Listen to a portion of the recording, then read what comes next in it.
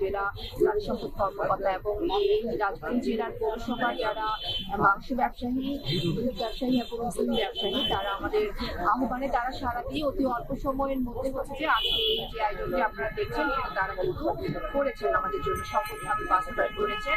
এবং এই বাজারে আমরা তাদের সাথে যেভাবে আলোচনা করেছি, প্রতি কেজি 700 টাকা ধরে গরুর মাংস তারা হচ্ছে যে সাধারণ জনগণের কাছে বিক্রি করবেন, প্রতি লিটার গরুর প্রতি 14 টাকা করে, এবং এক হালি ডিম হচ্ছে 30 টাকা করে তারা এখানে বিক্রি করবেন। আমরা দুধ, ডিম এবং মাংস বিক্রয় কার্যক্রম পরিচালনা করছি। প্রতি লিটার দুধ 70 টাকা, প্রতি কেজি মাংস 700 টাকা এবং এক হালি ডিম 30 টাকা দরে আমরা বিক্রি করছি, যেটা বাজার মূল্যের চেয়ে কিছুটা কম।